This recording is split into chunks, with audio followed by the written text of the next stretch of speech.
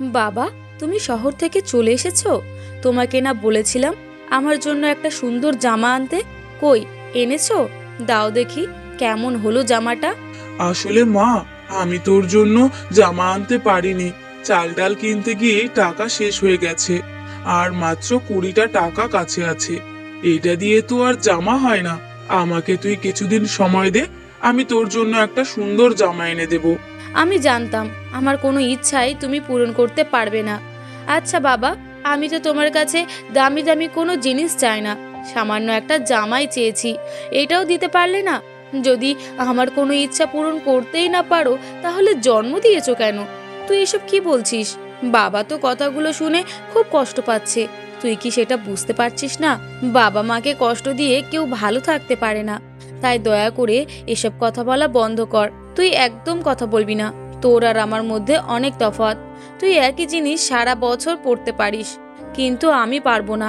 এমন ভিখারির মতো জীবন আমার একদম ভালো লাগে না। কেন যে উপরওয়ালা আমার মতো সুন্দর মেয়েকে এই গরিব ঘরে জন্ম দিয়েছে, আমার খুব রাগ হচ্ছে।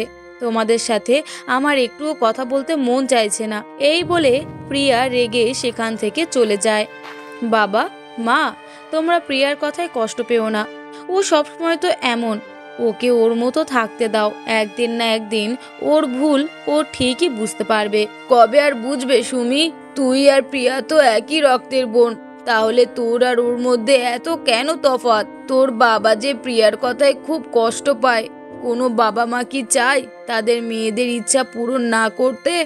আজ যদি উপরওয়ালা তোর বাবাকে অনেক টাকা দিত, তাহলে তোদের দুই বোনেরই চাওয়া পাওয়া পূর্ণ করতো। তুমি চুপ করো। সন্তানের কথায় বাবা মায়ের কষ্ট পেতে নেই, এতে করে সন্তানেরই ক্ষতি হয়। প্রিয়া ঠিকই বলেছে, ওর কোনো ইচ্ছাই আমি পূরণ করতে পারি না। দেখো, আমার সুমিমা কখনো কিছু মুখ ফুটে চায় না, কারণ ও অনেক কিছু ভেবে কথা বলে। কিন্তু সব সন্তান যে এমন হবে তা তো নয়। যাই হোক, এবার যাও, তুমি আর সুমি মিলে রান্না শুরু করো। অনেক খিদে পেয়েছে। ঠিক আছে, তুমি একটু জিরিয়ে নাও, আমি সুমিকে নিয়ে তাড়াতাড়ি রান্না শেষ করে ফেলবো।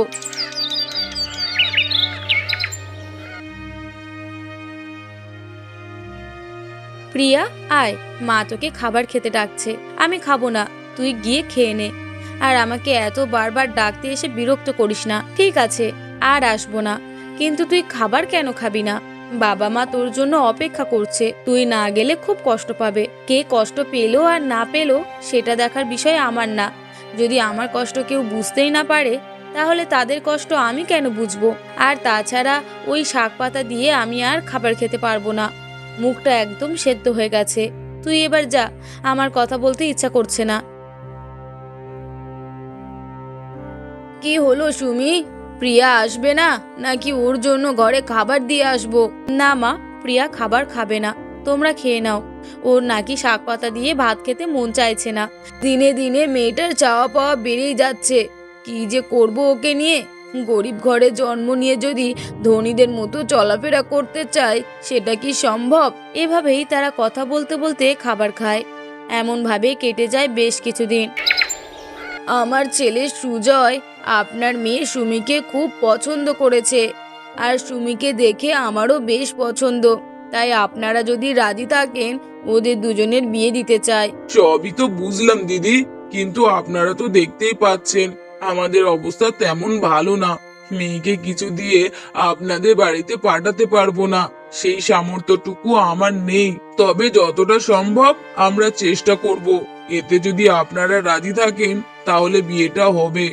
এসব আপনি কি বলছেন? আমি আমার বৌমাকে নিতে এসেছি, টাকা পয়সা নয়। আপনি এসব নিয়ে কোনো চিন্তা করবেন না। আপনার মেয়ে যদি আমার বাড়িতে যায়, তাহলে ও খুব ভালো থাকবে। আর আরেকটা কথা, আমরা কিন্তু উঁচু বংশের ধনী পরিবার নই। আমরা সাধারণ মধ্যবিত্ত পরিবার। বেশ ভালোভাবেই দিন পথ যাচ্ছে। এসবে আমাদের কোনো সমস্যা নেই। আপনাদের অবস্থা যেমনই হোক। আপনাদের অবস্থা যেমনই হোক, আমাদের মেয়ে যদি ভালো থাকে তাহলে আমি অনেক খুশি। আর তাছাড়া আমার মেয়ে সুমি সব কষ্টই সহ্য করতে পারবে, কারণ বাবার বাড়িতে তো কষ্টই করেছে। শুধু আপনারা আমার মেয়েটাকে সবসময় ভালোবাসবেন। ওর চাওয়া পাওয়া তেমন কিছু নেই, শুধু ভালোবাসাটুকু দিলেই হবে। ঠিক আছে, তাহলে তো হয়েই গেল। আপনার মেয়ে আমার বাড়ির বৌমা হলো, আমরা আত্মীয়তার সম্পর্কে চলে গেলাম। এভাবেই তারা কথা বলতে থাকে। বেশ কিছুদিনের মধ্যেই সুমি আর সুজয়ের বিয়ে হয়ে যায়। সুমির তো বিয়ে হয়ে গেল, প্রিয়াকেও বিয়ে দিতে হবে। ওরা দুই বোনেই তো প্রায় সমবয়সী, তাই বেশি দিন দেরি করা যাবে না। তুমি ঠিকই বলেছো, কিন্তু নীলাকে তো আর যেমন তেমন ঘরে বিয়ে দিতে পারবো না। তাই বলছি কি, পাশের বাড়ির দিদি বলল তার নাকি চেনা জানা একটা ছেলে আছে, অবস্থা বেশ ভালো। যদি তুমি রাজি থাকো তাহলে কালকেই রূপাকে তারা দেখতে আসবে। প্রিয়া তো কখনোই বুঝবে না যে টাকা পয়সা দিয়ে কখনো সুখ পাওয়া যায় না। ও সব সময় মনে করে টাকাই সব। যাই হোক, ধনী বাড়ি ছাড়া কখনোই বিয়ে করবে না। তাই বাবা হিসাবে মেয়ের জীবনের এই সিদ্ধান্ত আমাকে নিতে হবে। তুমি গিয়ে বলো কাল যেন প্রিয়াকে দেখতে আসে। তার পরের দিন সকালবেলা ছেলে আর তার মা প্রিয়াকে দেখতে আসে, আর তাদের প্রিয়াকে পছন্দ হয়। দেখেন, আপনার মেয়েকে আমার পছন্দ হয়েছে, কিন্তু শুধু শুধু তো মেয়েকে নিতে পারবো না। আমার ছেলে একটা ভালো চাকরি করে, আমাদের অবস্থাও বেশ ভালো। তো তাই এই পরিবারের মেয়েকে বিয়ে দিতে হলে আপনার মেয়ের সাথে সাথে কিছু দিতে হবে। আমার অবস্থা তেমন ভালো না দিদি। আমি দিন এনে দিন খাই। আবার সবেমাত্র আমার বড় মেয়ে সুমিকে বিয়ে দিয়েছি, ওকে কিচ্ছু দেওয়া হয়নি। কিন্তু বিয়েতে তো কিছু লোক খাওয়াতে হয়েছে। তবুও আপনি বলেন যদি কোনোভাবে দিতে পারি। আপনার বড় মেয়েকে যেখানে বিয়ে দিয়েছেন সে সম্পর্কে জানা আছে।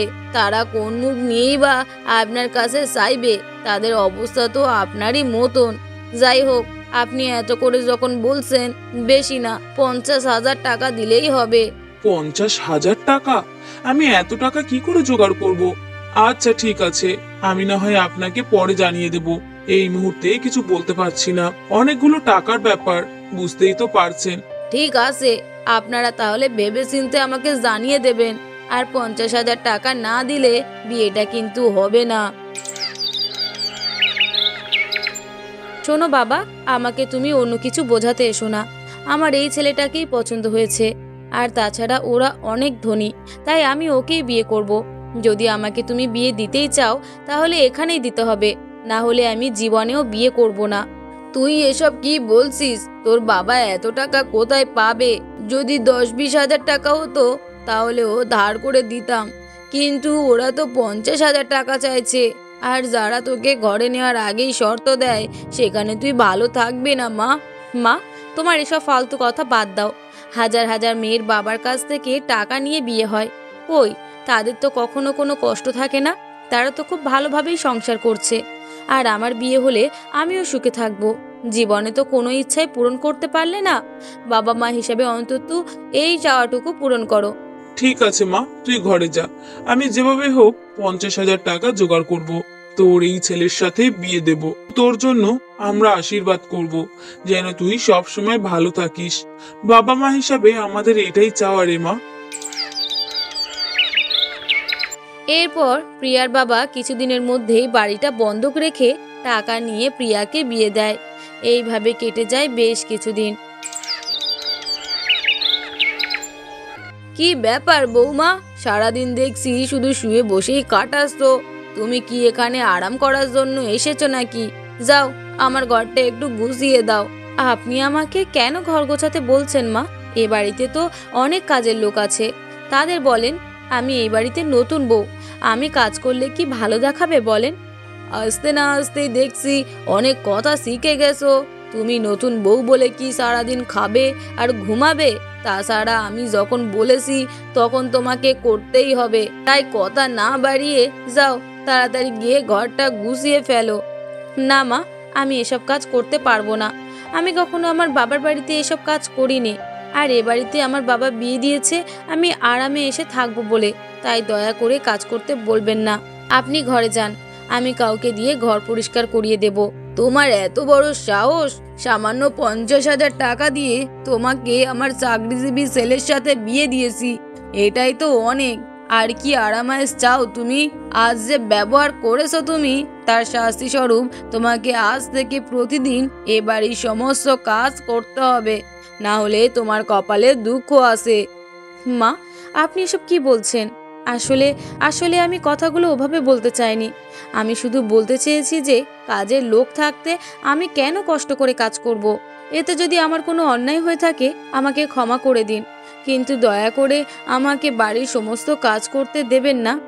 আমি যেটা বলেছি সেটাই হবে, এই কথার কোনো নড়চড় হবে না। যাও, এবার আমার ঘর পরিষ্কার করো, আর আজ থেকে প্রতিদিন রাতে আমার পা টিপে দেবে। আমি ঘুমালে তবেই তুমি ঘুমাবে।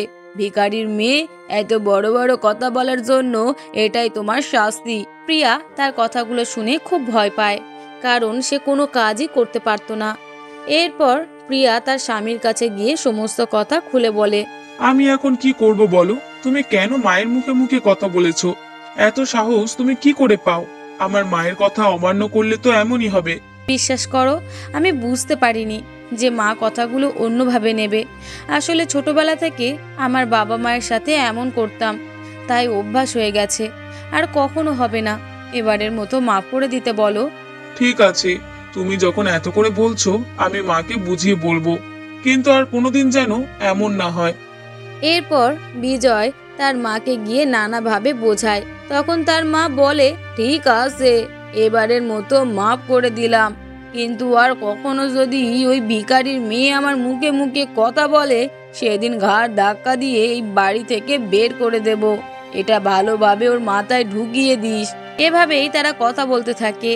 বেশ কিছুদিন পর শোনো, আমি, মা আর বোন শপিং করতে যাচ্ছি, আসতে দেরি হবে। তুমি রাতের খাবার খেয়ে নিও, আমরা বাইরে থেকে খেয়েও আসতে পারি। আচ্ছা, আমি তোমাদের সাথে গেলে কি তোমাদের সমস্যা আছে? আসলে একা থাকতে হবে তো, তাই তাই বলছি। মা, রীতা, ওরা তো সবাই যাচ্ছে, আমাকেও নিয়ে চলো না। না না প্রিয়া, তোমার যেতে হবে না। মা আর বোন আমার সাথে ঘুরতে যেতে চায়, তুমি গেলে ওরা বিরক্ত হবে। আর তাছাড়া তুমি বাড়িতে একা কই, 2-3টা কাজের লোক আছে। কোনো কিছু লাগলে ওদের বলো।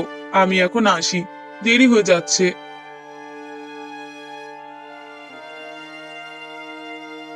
আমাকে রেখেই ওরা চলে গেল। আমি তো ওদের পরিবারেরই একজন, আমাকে নিয়ে গেলে কি হতো? আমি অনেক আনন্দ পেতাম। এটা কি ওরা একবারও ভাবলো না? বড়লোক বাড়িতে বুঝি এমনই নিয়ম, বাড়ির বউদের কোনো দাম দেওয়া হয় না। হাজার হাজার টাকা পয়সা, সোনা দানা সব দেয়, কিন্তু সময় দেয় না, ভালোবাসা দেয় না। হাই আন্টি, কেমন আছেন? কতদিন পর আপনাকে দেখলাম। আমি তো বেশ ভালোই আছি। তা পিঙ্কি, তুমি আগে অনেক এই বাড়িতে আসতে, এখন আর আসো না কেন বলো তো? তুমি কি খুব ব্যস্ত থাকো নাকি? না না আন্টি, ব্যস্ত থাকি না। আসলে কি জানেন তো, বিজয়ের বিয়ে হয়ে যাওয়ার পর থেকে এই বাড়িতে আসতে মন চায় না। তো আমার বেস্ট ফ্রেন্ড, তাই কেমন যেন লাগে। বাট এখন থেকে আসবো। হ্যাঁ, আসবেই তো। তুমি তো এই বাড়িরই মেয়ে, তোমার যখন ইচ্ছা বিজয়ের সাথে দেখা করতে যেতে পারো। আচ্ছা আন্টি, এবার তাহলে যাই, বিজয়ের সাথে আমার কিছু কথা আছে।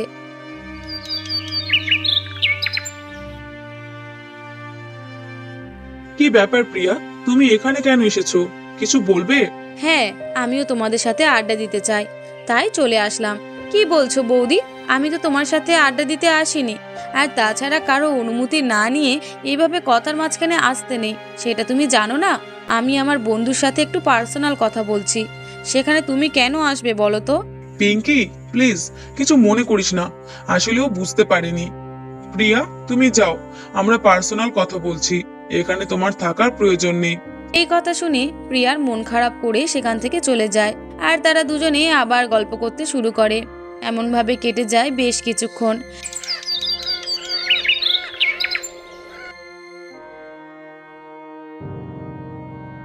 তোমার কি এমন কথা ছিল যেটা আমার সামনে বলা যেত না? আর আমি তো তোমার বউ, অন্য কেউ আমাকে এভাবে অপমান করলো আর তুমি কিচ্ছু বললে না, এটা তোমার কেমন আচরণ? শোনো, ও আমার বন্ধু, তুমি এসেছো সবে কদিন, কিন্তু ও আমার জীবনে অনেকদিন আগেই এসেছে। ওর সাথে আমার পার্সোনাল অনেক কথাই থাকতে পারে, এটাই স্বাভাবিক। আর পিঙ্কি তোমাকে অপমান করেনি, ও শুধু তোমাকে শিখিয়েছে যে কারো কথা মাঝখানে না বলে আসতে নেই। ও, তাই বুঝি? তাহলে ও যদি কোনো ভুল না করে তাহলে আমিও কোনো ভুল করিনি। আমি তোমার বউ। আমি কখনোই অন্য মেয়ের সাথে তোমাকে একা একা কোথাও যেতে দিতে পারি না। তুমি এসব কি বলছো? তোমার মাথা ঠিক আছে তো? ও আমার বন্ধু, অন্য কোনো মেয়ের সাথে ওকে মিলিও না। আর আমার এই ধরনের কথা কিন্তু একদম ভালো লাগছে না, তাই তুমি এসব কথা বলা বন্ধ করো। দেখো, ও যদি তোমাকে শুধু বন্ধু মনে করতো তাহলে বোঝাই যেত। তাই আমি বউ হিসাবে আমার স্বামীকে আমি অন্য মেয়ের সাথে মিশতে দেব না। চুপ করো, একদম আমার জীবনে নাক গলাতে আসবে না। বউ হয়েছো বলে কি আমাকে কিনে নিয়েছো নাকি? আমার যা ইচ্ছা আমি তাই করব, তোমার কোনো কথাই আমি শুনতে পারবো না। আর তোমার এত সাহস কোথা থেকে আসে? তোমার মতো গরিব মেয়েকে যে আমি বউ হিসেবে মেনে নিয়েছি, এটাই অনেক। তুমি আমার সাথে এই বিষয়ে আর একটা কথাও বলতে আসবে না। বেশি বাড়াবাড়ি করলে কিন্তু এ বাড়ি থেকে তোমাকে বের করে দেব। এই বলে বিজয় চলে যায়। এভাবেই প্রতিনিয়ত প্রিয়া নানাভাবে অপমান হতে থাকে। তাকে এ বাড়িতে কেউ দাম দিত না। অন্যদিকে সুমির গরিব বাড়িতে বিয়ে হলেও ভালোবাসার কোনো অভাব ছিল না। তাকে তার শ্বশুরবাড়ির সবাই খুব ভালোবাসে। এমনই একদিন, সুমি, তুমি উঠে এসেছো কেন মা? যাও, ঘরে গিয়ে বিশ্রাম করো। তোমার তো শরীর এখন ভালো হয়নি, সবে মাত্র জ্বরটা একটু কমেছে। না না মা, আমার এখন শরীর ভালো আছে। আপনি বরং বিশ্রাম নিন, এখন আমি কাজ করব। এতদিন কিছু করতে দেননি, মেনে নিয়েছি, কিন্তু এখন থেকে আমি কাজ করব। আপনাকে একা কাজ করতে দেখতে আমার একদম ভালো লাগে না মা। ঠিক আছে, করবে, কিন্তু আরো কিছুদিন বিশ্রাম নাও। এখনো তো শরীরটা দুর্বল মা। মা, দয়া করে আমাকে আর বিশ্রাম নিতে বলবেন না। আমি না হয় আপনাকে অল্প অল্প সাহায্য করব। ভারী কাজগুলো আপনিই করবেন। তারপরও কিছু কাজ করতে দিন মা। আচ্ছা, তাহলে চলো, তুমি বসে বসে আমাকে রান্নায় সাহায্য করবে। চলো আমরা একটু ঘুরে আসি। কতদিন বন্দি ছিলে, এখন একটু ঘুরলে মনটা ভালো হবে। তোমাকে এতদিন অসুস্থ অবস্থায় দেখে আমার খুব খারাপ লেগেছে।